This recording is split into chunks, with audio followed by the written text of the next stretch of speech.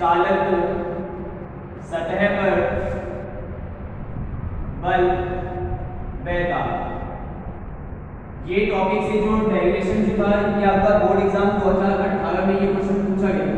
ठीक है, आवेशी चालक के सतह पर बल और दाब। इसके लिए हमको क्या करना है, एक चालक लेना है, उस चालक को आपको आवेशित करना है, उस चालक को आपको क्या करना है, आवेशित करना है। ये चीज आपको पहले बता दिया कि चालक के किसी भी एकांक क्षेत्रफल में यदि आप आवेश दोगे तो उसके पूरे सरफेस पर वो आवेश क्या हो जाएगा, फैल जाएगा। अब इस प्रकार के आवेश को क्या करेंगे, पृष्ठीय आवेश घनत्व।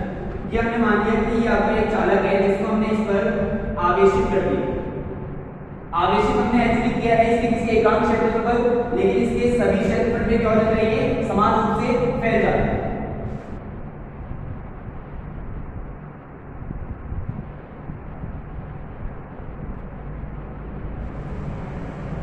ठीक है, ये हमारे पास एक चालक हुआ जिसको हमने आवेशित कर दिया और आवेशित किसी में एकांक क्षेत्रफल पे किया है, लेकिन ये चालक होने के कारण इसके समान रूप से सभी सतहों पर क्या हो जाता है, ये समान रूप से फैल जाता है। अब इस आवेश से चालक सतह पर आपको बल और दाब ज्ञात करना है। सबसे पहले हमें यहाँ पे ज्ञात करना है फोर्स, कि इस पर फोर्स कितना अप्लाई होगा। और फोर्स यदि हम ज्ञात करें तो वहां से दाब हम ज्ञात कर सकते हैं, क्यों, क्योंकि एकांक क्षेत्रफल पर कार्यरत बल को हम क्या बोलते हैं, दाब बोलते हैं। ठीक है, यानी कि अगर बल के अंदर हम उसके अंदर यदि क्षेत्रफल का यदि भाग दें तो हमारे पास क्या निकल कर आ जाएगा, दाब निकल कर आ जाएगा। ठीक है, इसके लिए हम क्या करेंगे, एक अल्पांश मानेंगे। इस अल्पांश को मैंने नाम क्या दे दिया, a और b। इस अल्पांश को मैंने नाम क्या दे दिया, a और b। अब यहाँ पे स्टूडेंट्स आपको एक चीज ध्यान रखनी है कि जो चालक के अंदर जो विद्युत क्षेत्र की जो तीव्रता होती है वो तो होता है 0, और चालक के बाहर जो विद्युत क्षेत्र की तीव्रता होती है वो होता है सिग्मा अपॉन एप्सिलॉन नॉट।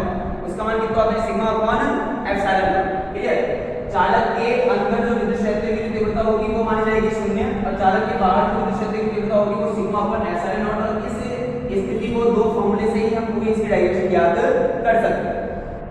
अब हम क्या करेंगे, इस अल्पांश को जो है दो बराबर भागों में बांटेंगे, और दो भाग में बांटने के कारण जहां पर जो है एक बिंदु मानेंगे P1 और इसके अंदर जो बिंदु मानेंगे वो कौन सा मानेंगे, P2। मैंने क्या किया, यहाँ पे एक अल्पांश माना है, इस अल्पांश को मैंने क्या बोला, a और b। ठीक है, और इसको बराबर भागों में बांटने पर ये अल्पांश के इधर वाला साइड जो इसको मैंने मान लिया P1 और इसके इधर वाला साइड इसको मैंने क्या मान लिया, P2। अब P1 पर विद्युत क्षेत्र की जो तीव्रता होगी, P1 पर विद्युत क्षेत्र की जो तीव्रता होगी जिसे हम दर्शाएंगे, रिप्रेजेंट करेंगे E P1 से। इसका मान कितना होगा, सिग्मा अपॉन एप्सिलॉन नॉट। क्यों, क्योंकि P1 बिंदु का है चालक के बाहर, और चालक के बाहर जो है विद्युत क्षेत्र की तीव्रता का मतलब सूत्र क्या होता है, सिग्मा अपॉन एप्सिलॉन नॉट। अगर हम बात करें चालक के अंदर बिंदु कौन सा है, P2, तो P2 पर विद्युत क्षेत्र की तीव्रता, P2 पर विद्युत क्षेत्र की तीव्रता, तो इसका मान आ जाएगा E P2 = 0। इसको दे देंगे इक्वेशन नंबर 1 और इसको इक्वेशन नंबर 2 क्या देंगे 2। अब यहाँ पे जो है आपके पास इस डायग्राम के अंदर दो स्थितियां बनेगी। एक तो आपका बन गया अल्पांश और एक बनेगा अल्पांश को छोड़ करके जो भाग है वो वाला। ठीक है, इसके लिए हम क्या करेंगे, यहाँ पे विद्युत क्षेत्र की दिशा ज्ञात करेंगे। यहाँ पे स्टूडेंट्स हम क्या करेंगे, हमने यहाँ पे निकाला है P1 और P2 पर विद्युत क्षेत्र की तीव्रता। अब हम क्या करेंगे, नेक्स्ट स्टेप के अंदर हम यहाँ पे इसकी दिशा कैलकुलेट करेंगे, दिशा फाइंड करेंगे। देखो यहाँ पे दिशा जो है, इस चालक को जो हम दो बराबर भागों में बांटेंगे, तो चालक को दो बराबर भागों में बांटने पर, चालक को दो बराबर भागों में बांटने पर, जब हम दो बराबर भागों में बांटेंगे तो इसकी दो स्थितियां आएगी। दो स्थिति कौन सी आएगी, पहली स्थिति तो आएगी कि इस AB के कारण P1 पर और P2 पर विद्युत क्षेत्र की दिशा ज्ञात करेंगे। हमारे पास दो स्थितियां हैं भाई, ऐसे मान लो आप लोग कि ये हमारे पास एक गोला है जिसमें ये वाला एक अल्पांश भाग में काट लिया, तो बाकी को ये वाला बचाना। अगर मैं इस पॉइंट पे यहाँ पे मान लो कहीं भी C मान लूं, तो एक तो मेरे पास बन गया AB और एक बन गया AB को छोड़ करके कौन सा, A, C और D, यानी कि इसको मैं काट करके हटा दूं तो ये वाला भाग हमारे पास बच जाएगा। यानी कि इस डायग्राम के अंदर जैसे मैंने अल्पांश माना तो अल्पांश आपका AB और A के आपका ACD के कारण P1 और P2 पर विद्युत क्षेत्र की जो दिशा है वो हमें ज्ञात करनी है। तो पहला है AB अल्पांश के कारण, AB अल्पांश के कारण हम क्या मानेंगे, P1 का सदिश, और AB के अलावा AB अल्पांश के अलावा, यानी कि ACB के कारण इसको हम क्या मानेंगे, E2 का सदिश। देख AB के कारण मुझे P1 पर ज्ञात करनी है विद्युत क्षेत्र की दिशा, इसको हम ऐसे मान के चलेंगे कि ये बिंदु आवेश है, यानी कि ये आपका पॉजिटिव चार्ज। अब पॉजिटिव चार्ज है, ये आपका पॉजिटिव चार्ज, ये आपका पॉजिटिव चार्ज, पॉजिटिव और पॉजिटिव दोनों ही जब सेम आपके चार्ज होंगे तो एक दूसरे को क्या करेंगे, रिपल्स करेंगे, यानी कि एक दूसरे को क्या करेंगे, वो प्रतिकर्षित करेंगे। जब विपरीत आवेश होते हैं तो एक दूसरे को क्या करते हैं, वो आकर्षित करते हैं। ठीक है, तो ये प्लस ये एक दूसरे को प्रतिकर्षित करेगा, तो इसकी डायरेक्शन इधर होगी, क्योंकि इधर होगी तो ये समीप आ जाएंगे। इसकी डायरेक्शन मानी मैंने यहाँ पे इधर कौन सी, E1 का सदिश। अब AB के कारण मुझे ज्ञात करनी है P2 पर, तो P2 भी आपका पॉइंट चार्ज बिंदु आवेश है, तो यानी कि ये भी पॉजिटिव दोनों आपके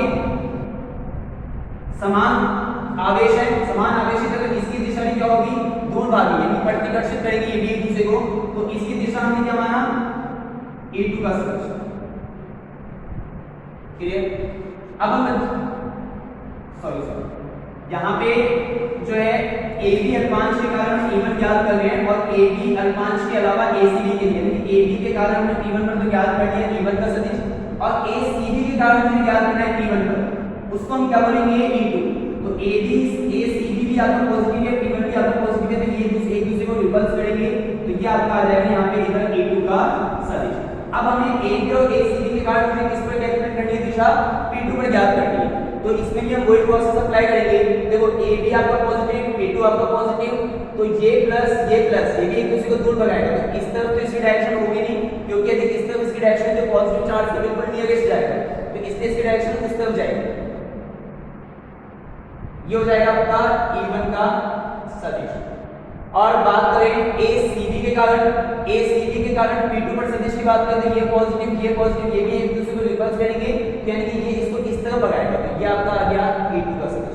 आपने यहाँ पे एक चीज मेजर किया होगा, एक चीज आपने ध्यान दी होगी बात कि AB के कारण जो P1 पर जो विद्युत क्षेत्र की दिशा है वो दोनों ही क्या है, एक ही डायरेक्शन के अंदर है, लेकिन P2 पर जैसे हमने दिशा कैलकुलेट की है तो वहां पे क्या आ गया, आपके पास में एक दूसरे के विपरीत दिशा में आ गया।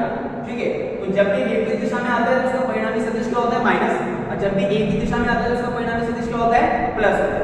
ठीक है, जहां पर हम याद करेंगे P1 पर विद्युत क्षेत्र की तीव्रता, P1 पर विद्युत क्षेत्र की तीव्रता, P1 पर देखिए दोनों एक ही डायरेक्शन के अंदर है ना, तो ये E1 प्लस क्या हो जाएगा, E2, E1 vector plus E2 vector is equal to, यहां पे क्या था कि P1 पर विद्युत क्षेत्र की तीव्रता क्या थी, सिग्मा अपॉन एप्सिलॉन नॉट, ये इक्वल किसके हो जाएगा, EP वेक्टर फॉर इक्वेशन 1, तो E1 vector plus E2 vector is equal to आ गया student sigma upon epsilon naught, इसको हमने इक्वेशन नंबर क्या दे दिया। क्लियर? यहां पे मैंने प्लस इसलिए किया है क्योंकि P1 पर हमने ज्ञात किया, P1 पर जो विद्युत क्षेत्र की E1 की डायरेक्शन है या फिर E2 की डायरेक्शन है, दोनों ही डायरेक्शन क्या है, सेम डायरेक्शन में, तो वहां पे जब भी सेम डायरेक्शन के अंदर होता है तो परिणामी सदिश का मान क्या हो जाता है, प्लस हो जाता है। अब हम बात करेंगे P2 के लिए, तो P2 पर विद्युत क्षेत्र की तीव्रता, P2 पर विद्युत क्षेत्र की यदि तीव्रता की बात करें तो यहाँ पे E1 और E2 की डायरेक्शन है, अपोजिट डायरेक्शन है, यानी यहाँ पे हो जाएगा स्टूडेंट्स माइनस, तो E1 का वेक्टर माइनस E2 का वेक्टर, P2 पर यहाँ पे जो विद्युत क्षेत्र की दिशा थी उसका मान कितना था, 0, यानी इसको हम सॉल्व करेंगे तो E1 की वैल्यू जो आ जाएगी सिर्फ किसके इक्वल आ जाएगी, E2 के इक्वल आ जाएगी। क्लियर? अब इक्वेशन 4 से हमारे पास E1 की वैल्यू जो है वो E2 के इक्वल आई है, यदि इस इक्वेशन 4 का जो मान है उस इक्वेशन नंबर 3 में रख दें तो हमारे पास कुछ इस प्रकार से निकलेगा रिजल्ट, समीकरण 4 का मान समीकरण 3 में रखने पर, तो E1 की जगह हम E2 रखते हैं, तो E2 plus E2 is equal to sigma upon epsilon naught, ये स्टूडेंट्स आ गया 2 E2 is equal to sigma upon epsilon naught, E2 का मान आ गया सिग्मा अपॉन 2 एप्सिलॉन नॉट, इसको हमने इक्वेशन नंबर दे दिया 5। क्लियर? जहां पे हमने विद्युत क्षेत्र की दिशा निकाली और विद्युत क्षेत्र की दिशा निकालने के बाद हमने बिंदु P1 पर और बिंदु P2 पर हमने क्या रिजल्टेंट किसका मान निकाल लिया, E2 का मान निकाल लिया। अब हमको निकालना है क्या है, बल और दाब। हमको एक्चुअली निकालना है बल और दाब। देखो आपने एक फॉर्मूला पढ़ा होगा कि जो विद्युत दाब जो होता है उसके फॉर्मूला आता है आपके पास में E is equal to F upon Q। E is equal to F upon Q। यहाँ से हमें बल निकालना है, फोर्स की वैल्यू निकालनी है, तो क्रॉस मल्टीप्लाई करेंगे इसमें, तो फोर्स की वैल्यू आ जाएगी E into Q से। ठीक है, ये E into Q हमारे पास फॉर्मूला बन गया, जहाँ पे हमारे पास E का वैल्यू जो है वो है सिग्मा अपॉन 2 एप्सिलॉन नॉट, यानी कि समीकरण 5 F is equal to sigma upon 2 epsilon not into Q। ठीक है, अब जो हमारे पास डायग्राम था, ये हमारे पास इक्वेशन नंबर 6 आ गया। हमने जो डायग्राम बनाया था उस डायग्राम के अंदर हमने जो अल्पांश भाग माना था AB, उस अल्पांश भाग पर हमने कोई चार्ज दिया था। उस चार्ज को अल्पांश भाग के लिए मैंने बताया था कि अल्पांश भाग के लिए हम अल्पांश की आवेश देंगे और अल्पांश आवेश का मान कितना होता है, dq। क्या होता है, dq। यानी कि यदि अल्पांश AB पर आवेश dq हो तो यदि अल्पांश के लिए हम बल का मान निकालेंगे तो यहाँ पे सारी चीज अल्पांश के लिए निकलेगी, यानी कि F की जगह आ जाएगा dF is equal to sigma upon 2 epsilon naught into dq। Clear, ये हमारे पास आ गया अल्पांश पर इसका मान, फोर्स का मान आ गया। अगर मुझे पूरे सतह पर यदि बल का मान यदि निकालना है तो इस इक्वेशन नंबर 7 का मैं क्या कर दूंगा, इंटीग्रेशन कर दूंगा। अब इंटीग्रेशन करने के बाद मुझे इस सभी पर क्या निकल के आ जाएगा, जो बल का मान है वो निकल के आ जाएगा, यानी कि समाकलन करने पर क्या आपका मान आ गया, F is equal to sigma upon 2 epsilon naught into dq।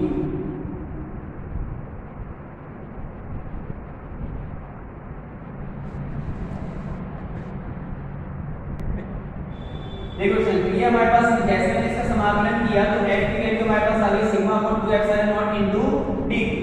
अब यहाँ पे जो सिग्मा है, मैंने आपको बताया था कि ये जो हमारे पास डायग्राम कुछ इस प्रकार से था।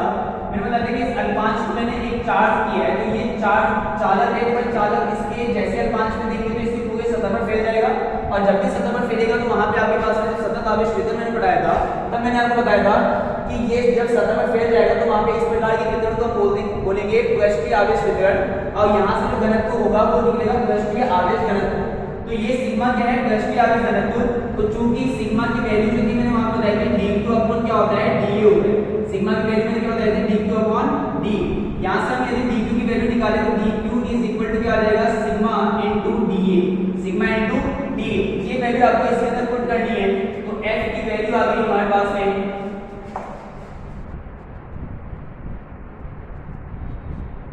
f हमारे पास में है sigma upon 2 epsilon naught into dq। dq की वैल्यू यहां से पुट करेंगे सिग्मा इनटू dA, यानी कि sigma upon 2 epsilon naught into sigma into dA। ये हमारे पास बन गया sigma square dot upon 2 epsilon naught into dA। ये हमारे पास निकल के आ गया स्टूडेंट, जो हमें याद करना था क्या, बल हमने निकाल लिया इस पर। अब हमें दूसरा टॉपिक करना है दाब हम कैसे निकालें, मैंने बताया था कि जैसे हमने इस पर बल निकाल लिया तो बल के अंदर आप क्षेत्रफल यदि बाहर दे दोगे तो आपके पास में निकल कर क्या आ जाएगा, दाब निकल कर क्या आ जाएगा। क्लियर, यानी कि क्यों ऐसा क्यों होता है, क्योंकि एकांक क्षेत्रफल पर कार्यरत बल को, जैसे मान लो कि इसका क्षेत्रफल इतना सा है, इस पर जितना प्रेशर पड़ेगा, जितना इस पर फोर्स पड़ेगा उसी को हम क्या बोलेंगे, दाब बोलेंगे। यानी कि P इज इक्वल टू क्या हो जाएगा, F upon dA, F upon dA। F की वैल्यू आपके पास में sigma square upon 2 epsilon naught into dA, और डिवाइड में क्या है dA। dA से dA क्या हो गया, कैंसिल, यानी कि P की वैल्यू स्टूडेंट्स आपके पास में आ गई सिग्मा अपॉन 2 एप्सिलॉन नॉट। ये हमारे पास जो भी इक्वेशन है 9, और ये आपके पास में आया था 8। तो समीकरण नंबर 8 और 9 जो है, समीकरण नंबर 8 जो है वो आपको इंडिकेट करता है आवेशित चालक सतह पर बल, और आपका समीकरण 9 जो है वो आपका प्रदर्शित करता है इसके दाब। यानी कि कुछ नहीं करना, तुम्हें बस ये निकालना है कि E1 और E2 बाहर और अंदर की स्थिति में क्या होता है, E1 E2 का मान, अब इसके डायरेक्शन याद करो। डायरेक्शन करने के बाद हम इसका परिणामी सदिश निकालेंगे और वैल्यू पुट करते जाएंगे।